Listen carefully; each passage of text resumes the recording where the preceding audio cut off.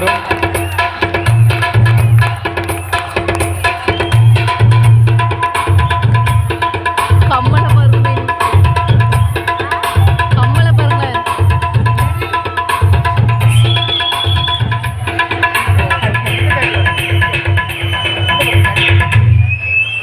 அனைவருக்கும் வணக்கம். எல்லாரும் எப்படி இருக்கிறீங்க? பத்தல சவுண்ட் பத்தலையே. உண்மையிலே ரொம்ப சந்தோஷமா இருக்குது. தீயன நாடார் என்றும் சிறுமைகள் நாடார், வாழ்வில் மாயங்கள் நாடார், வெற்றி மந்திரங்கள் நாடார், அவர்தான் பெருந்தலைவர் காமராஜ் நாடார் என்று சொன்னால் ஒரு கோவில் அவரை பத்தின ஒரே ஒரு விஷயத்தை நான் சொல்லிட்டு நான் கூப்பிட்டுருக்கேன்.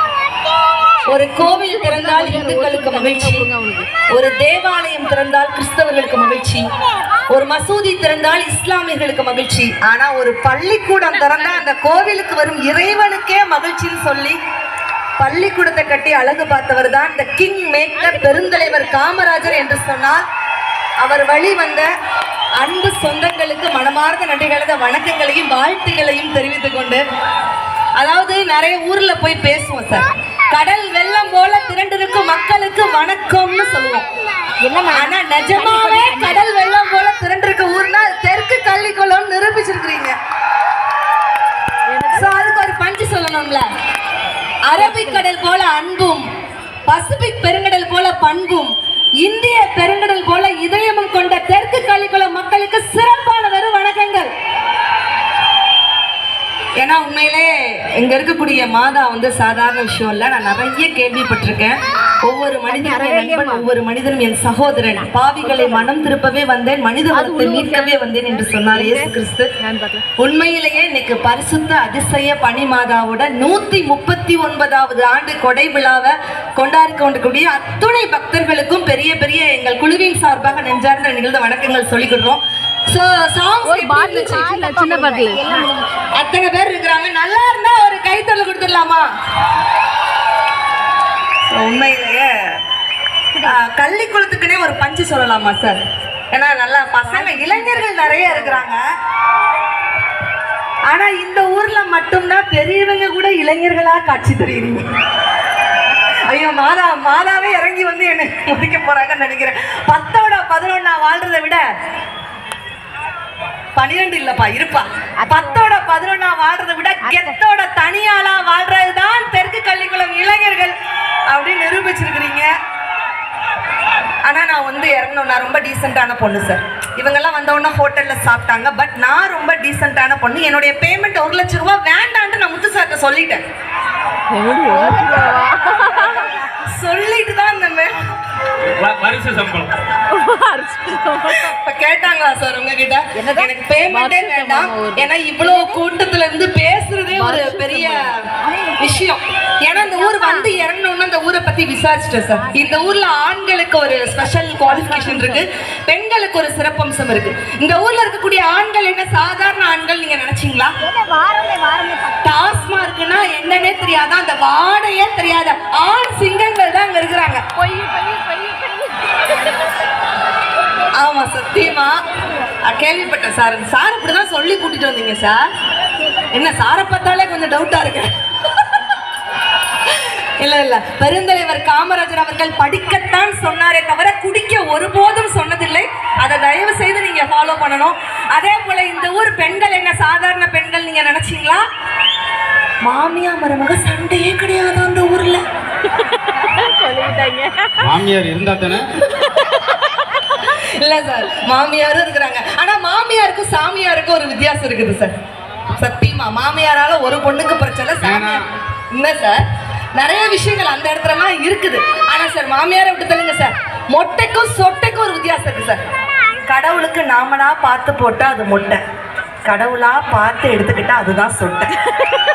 அதனால வழுக்கத்தலை உழுந்துட்டேன்னு சொல்லிட்டு எந்த பெண்களும் கணவனை டைவர்ஸ் அப்படின்ட்டு போகாதீங்க.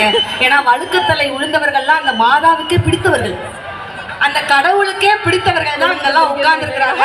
அதனால உண்மையிலே நாங்க ரசிக்க போறோம். இத்தனை ஆண்கள் பெண்கள் இருக்கிறதுனால ஒரு பெரிய காமெடி போர் ஒன்று பண்ணிடலாம்னு நினைக்கிறேன்.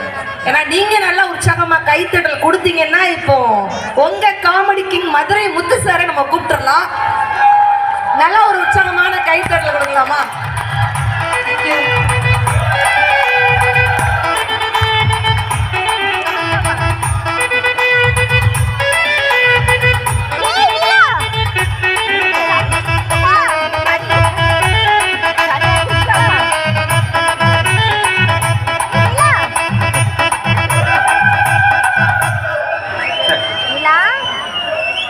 இது என்ன பாட்டு இவருக்கு போட்டீங்கன்னு நான் தெரிஞ்சுக்கலாமா? தெரிஞ்சு போட்டீங்களா தெரியாம போட்டீங்களான்னு எனக்கு தெரியல. அந்த பாட்டுல வரலாம் அப்படிங்களா சார்? முன்னாடி என்ன நீங்க வந்த உடனே பின் டிராப் சைலன்ஸ் ஆயிடுச்சு சார். அப்படி நான் சொல்லி வச்சிருக்கேன். அதே போல ஒரு 500 ரூபாய்க்கு ஜிபேல அமௌண்ட் அனுப்பியிருக்கேன். அப்படியா? பாத்து வரலையா? உங்க தலையில தவளதான்ட்டு போங்க. அவ்வளவுதான். சிஸ்டர் ரொம்ப ஸ்லோவா இருக்கு. அந்த பஸ் ஸ்டாண்ட் பக்கம் சுத்திட்டு ரொம்ப அழகு. பார்த்தீங்களா? இதுக்கு முன்னாடி வந்து நானும் ஒரு 4 ஜோக் சொன்னேன். யாராவது கவனிச்சிங்களா? யாராவது கைதிட்டினீங்களா? இந்த இடத்துல ஒரு 7 பேர் மட்டும் 7 பேர் மட்டும் 7 மணிக்கே வந்து ஒரே ஒரு பாட்டு மதுரை வீரே மதுரை வீரன்னு சொல்லி 11:30 மணி வரைக்கும் அந்த ஒரு வரி தான் பாவம். ஆமா, உங்களுக்கு ஒரு விஷயம் இருக்குப்பா, வெயிட்டா இருக்கு. ஆமா, நல்ல அழகான சபை. சொல்லுங்க சார். இந்த பதில நான் ரொம்ப வந்ததில்லை. முதல்ல நம்ம மும்பை வாழ் மக்கள் அழைப்பு சந்தோஷம். ஆனா நல்ல இவ்வளவு பெரிய கூட்டம் வந்து சலசலப்பலாம ரசிக்கிறது. நான் ஒரு 6000 மேடைக்கு மேல போயிருக்கிறேன். இதுதான் முதல் முறை. சொல்லும் போதே 2 பேர் சண்டை போட்டு இருக்காங்க. சலசலப்பு இல்லைன்னு என் நேரம் அப்படி இருக்கும். எங்க பாராட்டுறோம்னா அங்கதான் குப்புற கவனம் கிடக்கும். இருந்தாலும் எது உண்மையை சொல்றேன்னா, மொத்தமே சில இடத்துல 120 பேர் உட்கார்ந்துருப்பாங்க. 450 சண்டை ஓட்டு கிடப்பாங்க. சட்டை கிழிச்சிங்க அப்படி இல்லை. இங்க கீழே இருக்கிற ஆடியன்ஸோட நம்ம கூட்டம் மேல அதிகமா இருக்கு சார். அப்படிதான் வச்சிருக்கிறோம். பாத்தீங்களா? யாரும் இருக்கல பாருங்க. அதுதான். இப்ப என்ன செய்யணும்னா, அழகா இந்த இடம் ஒரு கோயில் மாதிரி நம்ம பேராலயம் புனித தலமா மாறுறதுக்கு காரணம் உங்களுடைய சிரிப்பு சத்தம்லாம், இசையும். அதே போல என்னுடைய அன்புக்காக வந்திருக்கக்கூடிய அந்த இசைக்கலைஞருக்கும் நான் ஒரு பெரிய நன்றி அன்பை சொல்லி பயிர்கிறேன். இப்பெல்லாம் என்ன செய்யணும், ஒரு சின்ன விஷயம் தான், அவங்களுக்கு ஒரு சின்ன ஓய்வு கொடுக்கறதுக்கு பெண்கள் தான் வீட்டுக்கு கண்ணியமானவர்கள், உழைக்கிறார்கள், கஷ்டப்படுகிறார்கள். இந்த அம்மா 2 வார்த்தை பேசணும்னு சரிங்க சார். முடிஞ்சா அந்த அங்கங்க உட்கார்ந்து இருக்கிற பெண்கள் கை தட்டுங்க.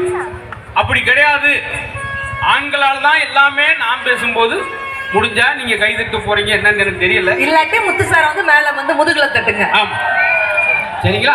ஆரம்பிச்சிருக்கோமா? சரி, இப்ப நான் வந்து பெண்களுக்கு சப்போர்ட்டா பேச போறேன். நீங்க பெண்களுக்கு சப்போர்ட்டா பேசுங்க, நான் ஆண்களுக்கு கொய்யாப்பழமா பேசுறேன். பேசாம பழைய வாரத்தை பார்த்துட்டு போக வேண்டியதான்.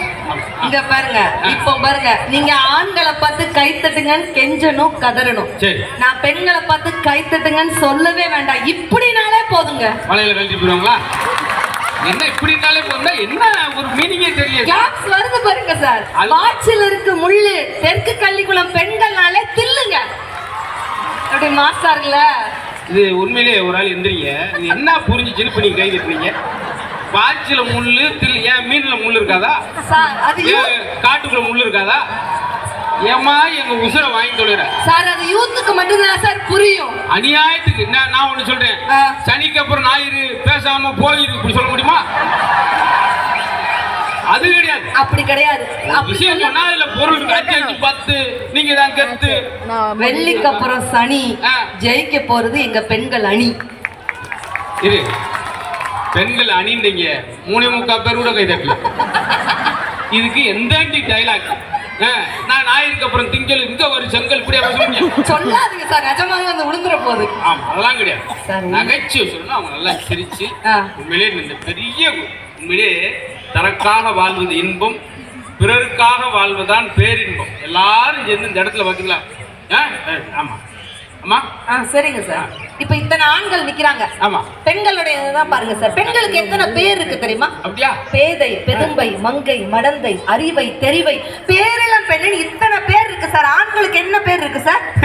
நாங்க இருக்கிறதே ஒரு பெரிய குடும்பம் தான். எங்களுக்கு ஏதாவது ஒரு இடத்துல ஒரு பேர் சொல்லிருக்காங்க. பேதை, பெதுமை, மங்கை, மடந்தை. ஆமா சார். எங்களுக்கு ஒரு 4 பேர். லூசு பையன், கிறுக்கு பையன், முட்டா பையன், தெண்டச்சோர், விளங்காதவன். சத்தியா ஒண்ணு நல்லது சொல்லியிருக்கான. ஆசையா ஓடி போய் பஸ்ல ஏறான். பெண்கள் உட்கார்ந்து சீட்டு சைடுல பிரமாம எழுதிருக்காங்க. பெண்கள், பூவையர், வளைக்கரங்கர், மகளிர், லேடிஸ், உமன் எல்லாம் ஒண்ணுதான். ஆமா, ஆம்பளை சீட்டை வந்து பாக்குறேன். முதல் சீட்டு திருடர்கள் சாக்கிறதை புகைப்பிடிக்காதீர்கள், செருப்பு கழட்டி அடிப்போம். என்ன செருப்புலாம் போட்டு நிலம். இதுக்கு இந்த இடத்துல நான் விளக்கம் கொடுக்குறேன் சார். எதற்காக பெண்களுக்கு இவ்வளவு தூரம் முக்கியத்துவம் கொடுக்குறாங்க தெரியுமா நம்ம நாட்டுல? இப்போ இந்த சபையில சொல்றேன், நீங்க இறங்கி போங்க, எங்க பெண்கள் மடியில பாருங்க, அப்படி குவா குவா குவா கோன்னு குழந்தை குட்டி படுத்துக்கிடுது. குவா குவான்னு குட்டினா வாத்து குஞ்சுமா? எங்க இப்படியே ஒரு பையன் இப்படியே பாருங்கன்னா என்ன ஒரு அநியாய பட்ச. ஓகே, குழந்தை படுத்து கிடக்குது. அதுவே இந்த ஆண்கள் சைடு பாருங்க, சுத்தி பீடியை வச்சு சரு சரு சருன்னு ஊதிட்டு இருக்காங்க. என்ன அர்த்தம்? சிந்திச்சுக்கிட்டு இருக்காருன்னு அர்த்தம். இது என்ன அவங்க வேலையை பாவம் அவங்க செஞ்சுட்டு போட்டோமா, இது ஒரு இது அவசியமா.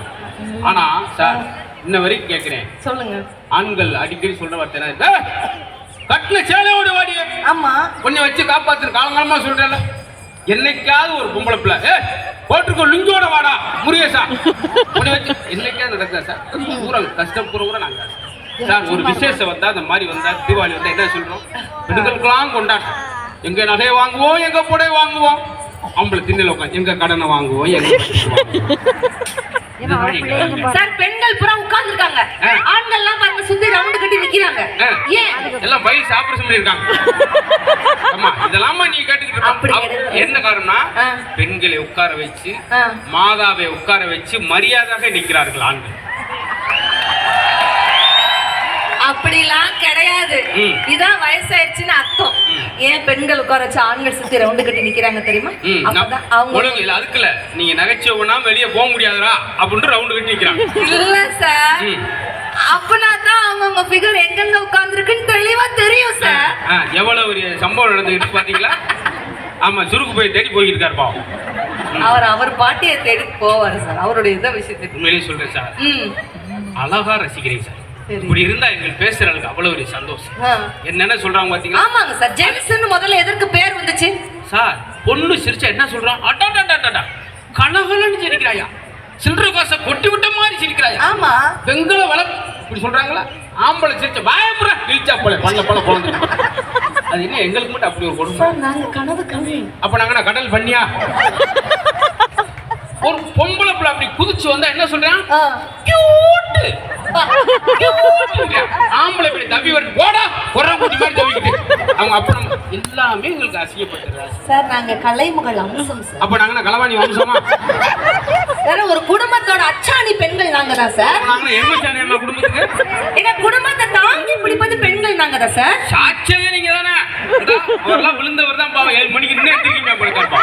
இங்க பாருங்க, அவர் சம்சாரம் ஒரு அடி அடிச்சு சப்புண்டு ஐயோயோண்டா 11 மணிக்கு எந்திரிப்பாரு நீ காலையில. அவர் சம்சாரம் அவர் அடிச்சது உங்களுக்கு எப்படி தெரியும்? எனக்கு வாட்ஸ்அப்ல அனுப்பிட்டு அடிச்சது இல்லங்க. ஒரு காலத்துல ஆண்கள் மட்டும் தான் அதை செஞ்சாங்க. இன்னைக்கு நீங்க செய்யற வேலையெல்லாம் பெண்கள் நாங்க